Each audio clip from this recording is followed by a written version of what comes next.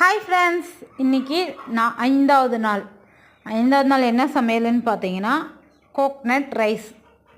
பாண்டில் வச்சுக்கலாம். பாண்டில் நல்லா சூடானோடனே எண்ணெய் சூடானோன்னா கடுகு நல்லா பொரிஞ்ச உடனே முந்திரி பருப்பு உங்களுக்கு தேவைக்கு எவ்வளோ வேணுமோ அவ்வளோ சேர்த்திக்கலாம்.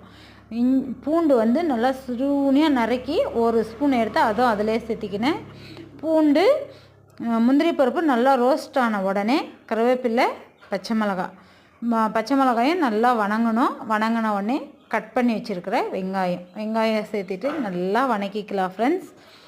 வெங்காயம் நல்லா வணங்கின உடனே தேங்காய் துருவி வச்சுருக்கேன். அந்த துருவின தேங்காயும் அதிலே சேர்த்துட்டு தேவைக்கு உப்பு, ஏன்னா நம்ம சாதத்தில் உப்பு சேர்த்தி வடிச்சிருக்கிறேன், அதனால் தேவைக்கு உப்பு சேர்த்துட்டு நல்லா ட்ரையாக நான் உடனே நம்ம வடித்து வச்சுருக்கிற சாதத்தை போட்டு கிளறி கொத்தமல்லி தழை இருந்தால் கொத்தமல்லி தழை தூவி எடுத்திங்கன்னா கோக்னட்